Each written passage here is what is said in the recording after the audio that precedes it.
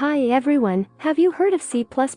C++ is a general-purpose programming language, which means that it can be used to build software for a wide range of purposes and applications. C++ is often used for developing operating systems, web browsers, and other applications that require a lot of low-level system interactions, but it's also used for building more general software applications and libraries. C++ is a statically typed, object-oriented language, which means that it is designed to support the creation of reusable code objects that can be manipulated and combined in different ways to build larger software systems. So, if you're interested in learning a versatile and powerful programming language, why not start with C++ today? Hey there coders, today I want to talk to you about the power of generic programming in C++. Have you ever found yourself writing code that needs to work with multiple data types, but you have to write separate functions for each type? Well, that's where generic programming comes in. C++ supports generic programming, which means you can write code that can work with a variety of data types, without specifying them explicitly. This is achieved through the use of templates. Think about it, you can write a single function that can handle any data type, from integer to string and beyond. This saves you time and makes your code much more versatile. So, next time you're looking for a way to make your code more flexible, remember the power of generic programming in C++.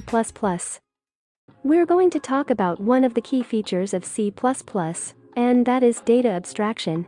Data abstraction in C++ refers to the ability to separate the interface of a code object from its implementation. This means that you can use a code object without needing to know the details of how it works. The benefits of this are huge. With data abstraction, you can create abstract data types that can be used in a variety of contexts, without having to know how they are implemented. This makes your code more flexible and reusable, and saves you time in the long run. Take a look at a simple code example. This is a code example of a class that implements a basic stack. You can see how the implementation details of the stack are hidden, and all that is exposed is the interface that we can use to push and pop elements. So, that's data abstraction in a nutshell. By separating the interface from the implementation, you can make your code more flexible, reusable, and efficient. Hey, YouTube! Today, I want to talk about C++ and how it's a statically typed language. What does that mean? Well, it means that every variable in C++ has a specific type that is determined at compile time. This is different from dynamically typed languages like Python, where the type of a variable can change at runtime. In this video, I want to take you through the process of how C++ code is written, compiled, and executed.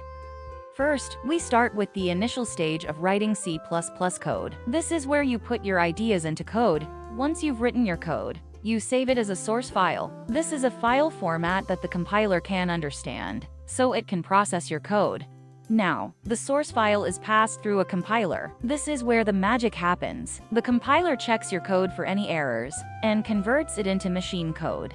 The compiler checks for errors, and, if it finds any errors, it will prompt to fix the errors before proceeding. Once the code is free of errors, the compiler converts it into machine code. Machine code is a form that the computer can understand and execute. Finally, the code is executed and the results are produced. Understanding this flowchart can help you understand the process of how C++ code is written, compiled, and executed. But why is this important? Well, because C++ is compiled rather than interpreted, it leads to faster code execution. I want to talk about the differences between C++ and Python in terms of how their code is processed. Let's start with C++. As you can see, we have the initial stage of writing C++ code. This is where you put your ideas into code using the C++ programming. Once you've written your code, it goes through a compiler that checks for errors and converts it into machine. The machine code is the final output of the compilation process and can be executed by the computer. Finally, the code is executed and the results are produced. Now, let's look at Python. As you can see, we also have the initial stage of writing Python code, but the process is slightly different. Once you've written your code, it goes through an interpreter that reads and executes the code on the fly. The code is executed and the results are produced. As you can see, the main difference between C++ and Python is that C++ is compiled into machine code before execution, and Python is interpreted and executed directly by the interpreter. So, if you're looking to write efficient and fast code, C++ might be the right choice for you. So, there you have it. C++ is a statically typed language, and it's faster than some dynamically typed languages. Give it a try and see how it works for you.